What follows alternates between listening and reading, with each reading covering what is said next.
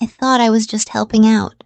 4 nights in a quiet house, feeding her dog, watering her plants. That's all it was supposed to be. But the moment I saw the list she left me, with rules written in her perfect handwriting, something shifted. It wasn't just about the dog anymore. Not when she looked at me like that. Not when her instructions started sounding more like commands. And by the time she whispered, "Good girl," I knew I'd do anything she told me to. I wasn't expecting her to still be there.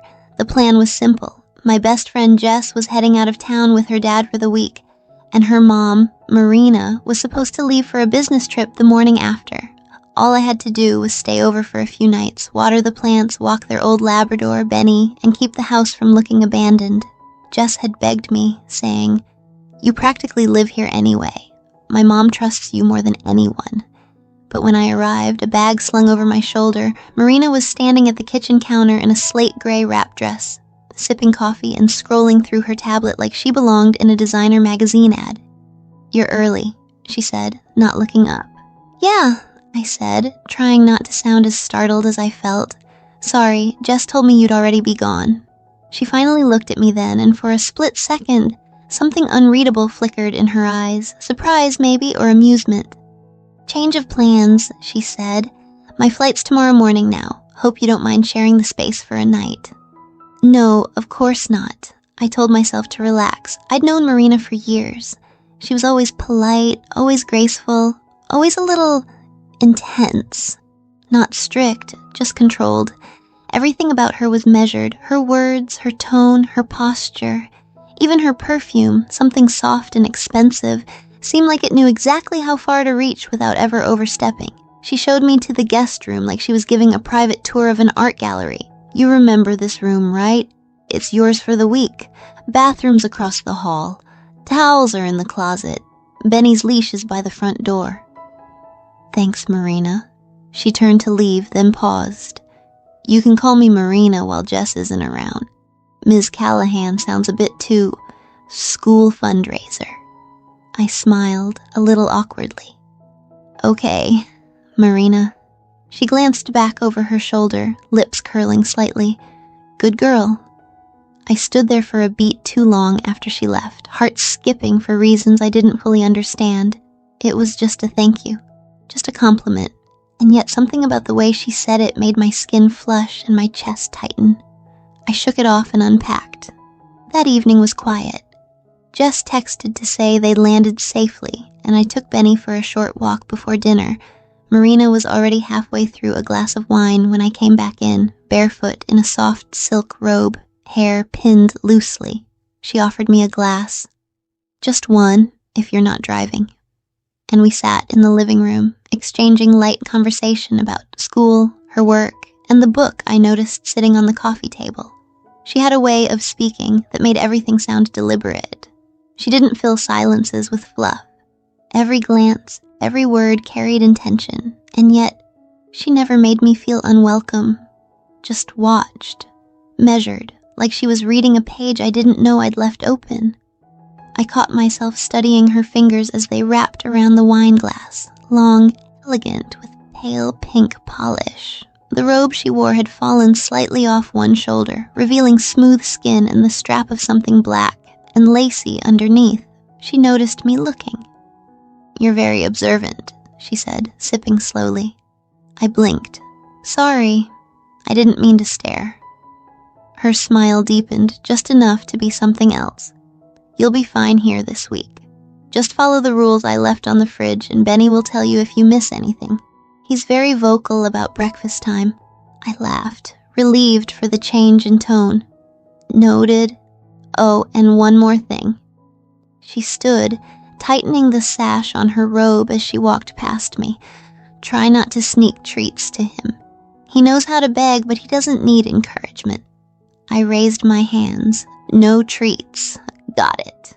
She paused at the foot of the stairs, looking down at me. "You're very obedient, aren't you?" The question hit harder than I expected. I didn't know how to answer. I didn't even know what she meant. She didn't wait for a response. "Good night, Riley." "Good night," I echoed, trying not to sound breathless. That night I lay in bed wide awake, the house still and quiet around me. Benny snored softly in his bed at the foot of mine, but I couldn't sleep. My mind replayed everything. Her voice, the glint in her eye, the gentle dominance in the way she moved through her space.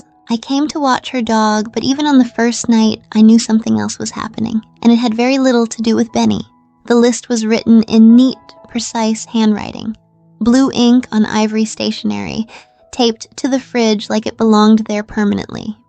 Instructions for Benny Muplus House, the header read, followed by a bullet-pointed breakdown. Walking times, feeding schedule, thermostat settings, acceptable snacks, carrot slices only, no exceptions, and a gentle reminder to water the garden every third day. It was thorough, structured, a little over the top for a 4-day absence, maybe. But something about it made my heart race. Maybe it was the way she signed it at the bottom, almost playfully. Thanks for being reliable. I like that about you, M. The note stayed in my mind all day. Marina left for her flight before sunrise. I heard the quiet pad of her heels on the hallway floor and the soft click of the door shutting behind her. I expected the silence to bring relief, freedom even, but it didn't. If anything, the house felt heavier without her in it, colder. I walked through it slowly that morning, Benny at my side, wondering how someone could leave such an echo behind. I followed the list to the letter. Morning walk at 8 a.m. sharp. 1 scoop of food, half a carrot. Thermostat adjusted to 22 degrees Celsius by noon. It was strange how satisfying it felt, ticking off tasks like I was earning invisible points. That afternoon, I vacuumed without being asked, folded the towels the way she had shown me before, took the recycling out even though it wasn't full. I didn't know why I was doing it. Or maybe I did. Maybe I just wanted her to come back and see how well I'd done. Maybe I wanted her approval. When I fed Benny that evening, I paused with the treat jar in my hand, staring at it. I remembered what she'd said. He knows how to beg, but he doesn't need encouragement. The words replayed in her voice, soft and firm. I put the jar back without opening it. That night, I found one of her robes hanging on the back of the bathroom door. Pale gray silk, slightly oversized, smelling faintly of her perfume. I slipped into it after my shower, unsure why I did it, only that I wanted to feel her presence again, even in the fabric. I caught a glimpse of myself in the mirror, the robe brushing just past my thighs, loosely tied at the waist, collarbone bare. The sight made something stir deep in my stomach. The robe stayed on longer than it needed to. By the 3rd day, I had started looking forward to her texts. Short check-ins, always formal, but with a subtle undertone I couldn't quite decipher. How's Benny behaving? Let me know if you need anything. Don't forget the garden. I always responded quickly, always respectfully, always obediently. That evening, just after sunset, I was curled up on the couch with a blanket and a mug of tea, still wearing her robe. Benny was snoring beside me. I had just started a movie when the front door opened. I froze. She wasn't supposed to be back until the morning, but there she was, hair pinned back, blouse slightly wrinkled from travel, suitcase in hand. "Hey," she said casually, stepping inside and setting her bag down. I thought you were coming back tomorrow." She smiled faintly. "Change of plans. Got on an earlier flight." I scrambled to sit upright, tugging the blanket tighter around me. I didn't realize... Her gaze dropped to the robe, then returned to my face. "Comfortable?" My cheeks flushed. "I can change. I didn't mean to." "It's fine." Her voice was quiet, almost amused. "You look good in it." I didn't know what to say to that. She walked past me toward the kitchen, heels clicking softly, and opened the fridge. Her fingers trailed lightly over the note still taped there. "You followed the list." "I tried," I said quickly. Yeah, every point she turned, leaning against the counter, arms crossed. Even the part about the carrot slices? Yes. She tilted her head slightly, smiling. "Obedient girl." The words landed in me like a soft slap. Sharp, hot, familiar. Something about the way she said them made my spine straighten and my skin buzz. "Come here," she said. I rose slowly, unsure, crossing the room until I stood just a few feet from her. She reached out and gently fixed the neckline of the robe, pulling it slightly tighter. Her fingers grazed my collarbone, the touch feather-light. It's nice, isn't it? Having rules, knowing what's expected of you. I swallowed. Yeah, I guess it is. She looked at me for a long moment, her eyes darker than I'd ever seen them. Then she stepped back. I'm going to change, she said. Pour me a glass of wine, would you? One finger, short of full. I nodded. Yes, of course. As she turned to leave the room, her voice floated back toward me. And take your time with it. I want to see if you follow instructions just as well, without supervision. She disappeared down the hall, leaving me standing in her kitchen, heart pounding, hands shaking just slightly as I reached for the wine bottle. I had come here to watch her dog, but somehow I was following her rules like they were the only thing that made sense, and I didn't want to stop, and I knew there was much yet to come. The wine glass sat on the marble countertop, filled just to the line she'd requested the night before. One finger short of full. I had measured it twice before setting it down, telling myself I was being cautious, but really, I just didn't want to disappoint her. When Marina returned, she was no longer in the sharp, structured clothing I was used to. She'd changed into a deep charcoal satin slip, the kind that barely touched the skin when she moved. It skimmed her thighs and left her shoulders bare, with one loose strap constantly falling out of place. Her hair, usually swept into a sleek twist or bun, was down now, cascading over one shoulder in soft, effortless waves. The moment she walked into the kitchen, the air shifted. My stomach tightened. She noticed the wine glass before she noticed me. Or maybe she'd noticed me first and just didn't show it. Either way, she picked it up, inspected the pour, and took a delicate sip. Perfect, she murmured, her eyes finally meeting mine. I opened my mouth to say something. Maybe a nervous joke or some weak apology for being in her robe again, but the words stalled somewhere in my throat. You've gotten very comfortable here, she said instead, voice smooth, almost indulgent. I gave a small laugh, suddenly unsure how to stand, where to put my hands. I didn't mean to overstep, I've just been following the instructions. She raised a brow. To the letter. I nodded. Of course. She stepped closer. Including the part where you don't feed him table scraps? I haven't even given him a single bite. I swear, her lips twitched. Good girl. That phrase again. She said it too easily now, like it already belonged to me, and maybe it did. Marina didn't look away as she took another sip of wine. She moved past me, the fabric of her slip brushing lightly against my arm, and gestured toward the couch. Come sit with me. I followed her, like I didn't have a choice. And honestly, maybe I didn't want one. The couch was warm where she'd just sat down, the space between us small but electric. She handed me my own glass of wine, filled halfway. I hadn't asked for any, but it felt right. Like this, too, was part of the script she was writing for me without saying a word. We sat in silence for a while, the television flickering in the background, playing a movie neither of us was really watching. Benny snored softly on the rug beneath our feet. I kept glancing sideways, catching glimpses of her bare shoulder, the soft dip of her collarbone, the curve of her thigh beneath the silk hem. She sipped slowly, turning to me at last. You don't ask a lot of questions, do you? I blinked. Number I wasn't sure I was supposed to. Her head tilted slightly, amused. That's an interesting answer. I flushed. I didn't want to be rude or assume anything. I never said you were assuming. Her fingers reached out, brushing a strand of hair behind my ear. In fact, I think you're being very respectful. I swallowed. I'm trying to be. Her eyes lingered on me for a long, quiet moment. Do you like being told what to do, Riley? The question hit harder than I expected. I didn't know how to respond, but my body did. My shoulders tensed, my fingers curled slightly around the stem of the wine glass. She noticed. Have you ever let someone take control of you before? She asked, voice softer now, more intimate. I shook my head. Not like this. But you want to. It wasn't really a question. Yes. The admission slipped out before I could take it back, and once it was out, I felt a strange relief, like I'd finally said the thing I hadn't been able to name. Marina leaned in, her lips brushing so close to my ear that goosebumps rose across my neck. If I take control, she whispered, you don't get to keep one foot out the door. I don't play halfway.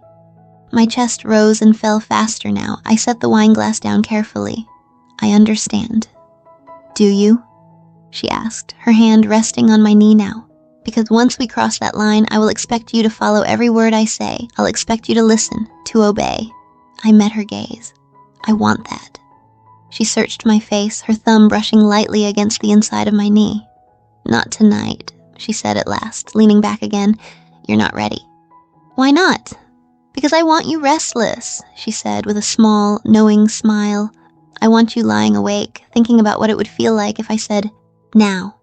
And just like that, she stood, collected our wine glasses, and walked them into the kitchen without another word.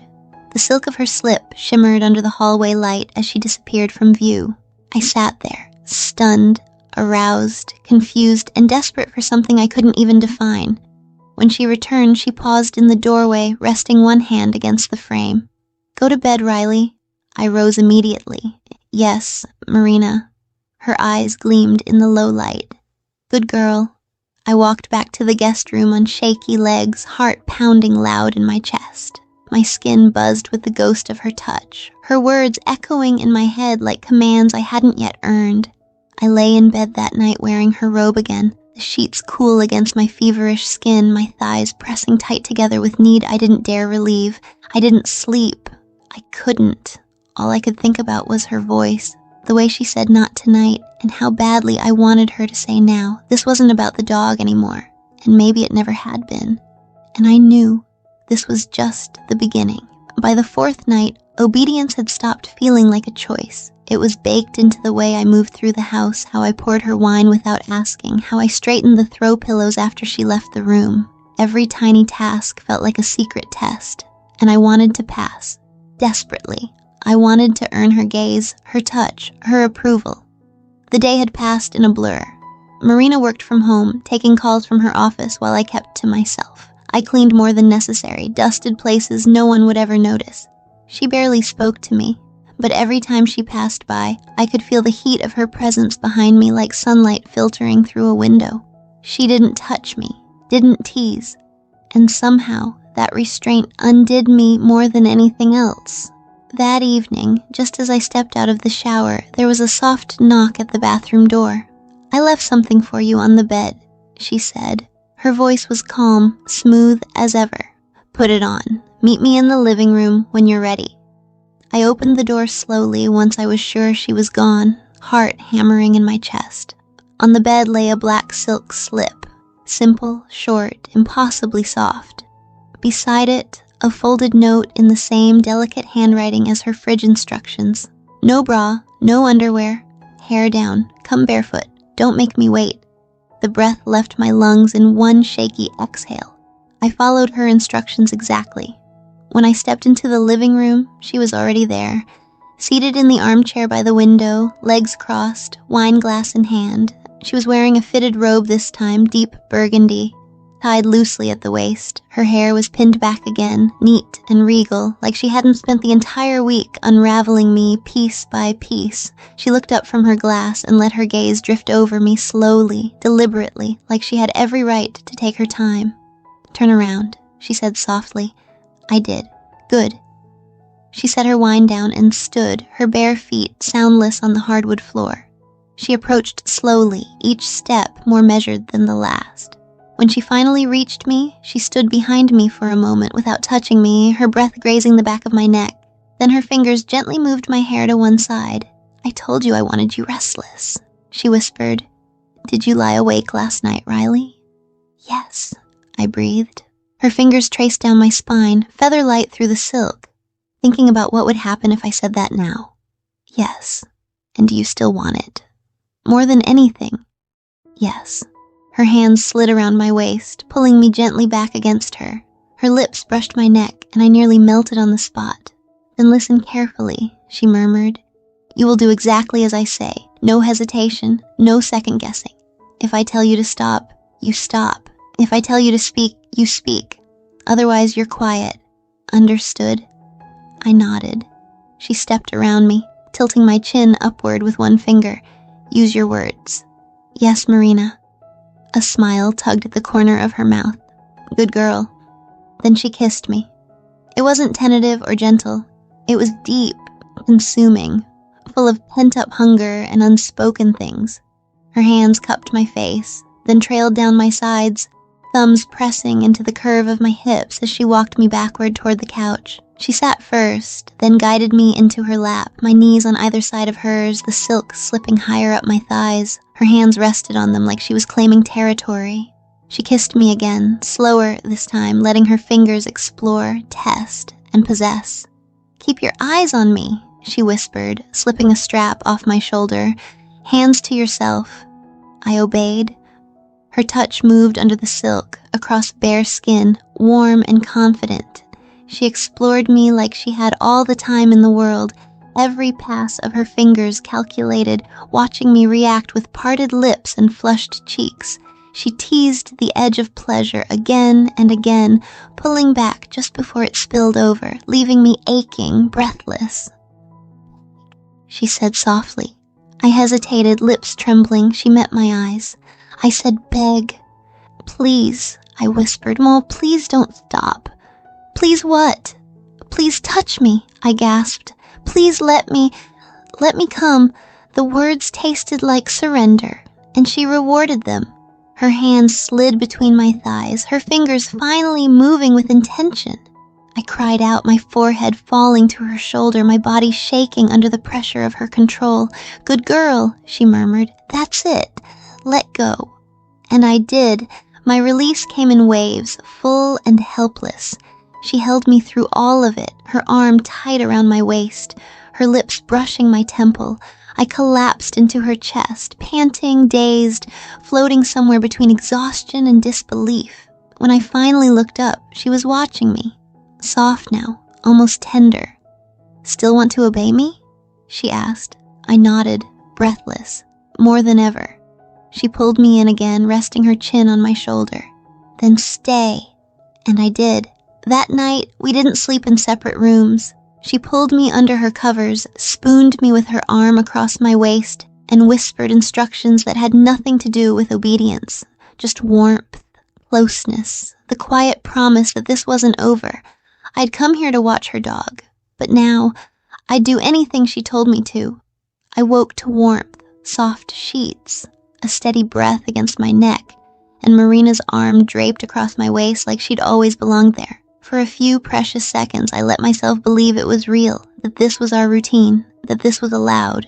But then I opened my eyes, and reality settled in like cold air against bare skin. It wasn't my bed, it wasn't my house, and it certainly wasn't supposed to be her. The room was still, quiet except for the faint ticking of the clock on her nightstand. Her bedroom smelled like jasmine and old books. A thin morning light crept through the curtains, casting a soft glow over everything, including the silk slip I'd worn last night, now crumpled on the floor beside her bed. I lay there, unmoving, afraid that if I shifted even slightly, the spell would break. She stirred behind me a few minutes later, her arm tightening as she pressed closer, nuzzling the space just behind my ear. "Good morning." Her voice was deeper now, sleep-warm, low, and intimate. "Morning," I whispered. Neither of us moved right away. There was something fragile about the quiet, like we were walking barefoot across glass and pretending not to feel it crack. Eventually, she exhaled and rolled onto her back, arms sliding away. I turned just enough to watch her stretch, her robe slipping open at the collarbone, revealing nothing scandalous, yet everything tempting. She noticed me, looking, and smiled. "You're still here. You told me to stay." "I did," she said, sitting up slowly, "and you followed, as usual." She reached for her robe, tying it tighter, then padded barefoot toward the kitchen. I stayed in bed for a moment, hugging the sheets to my chest, the weight of what had happened pressing harder now that daylight exposed it. I found her minutes later at the counter, pouring coffee like nothing had changed. Her expression was unreadable again. Cool, composed, all that commanding grace back in place. Last night's softness was folded away somewhere I couldn't reach. She handed me a mug without a word. "Thanks," I murmured. We drank in silence, and I hated how badly I wanted her to look at me the way she had the night before. Finally, she spoke. "You did well, Riley." The compliment made my heart skip.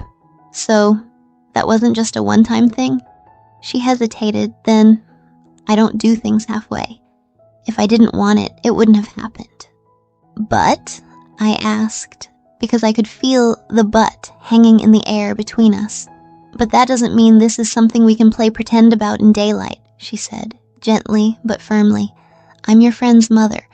I'm not someone you're supposed to fall into bed with after dog sitting. My chest ached. Too late. She finally looked at me, really looked, and there it was again, the crack beneath her polished surface. Riley, I'm not asking for promises, I said quickly. I know how this looks, I know what it is, but I'm not pretending anymore. She set her coffee down and leaned against the counter, folding her arms. You're young. I'm not a child. I didn't say you were. Her eyes softened, but there's a difference between following orders and knowing what you want outside of them. I know what I want. She smiled faintly, sadly. You think you do. The words stung more than I wanted to admit. She crossed the room, placing a hand lightly on my cheek. This, whatever this is, it isn't safe, for you or for me. I don't care. Well, I do. I closed my eyes, leaning into her touch for a second before she let go. I'll finish the week, I said after a long pause. I'll feed Benny, water the garden, do everything you asked, but I'm not going to pretend I didn't feel something. I'm not asking you to pretend. Then what are you asking?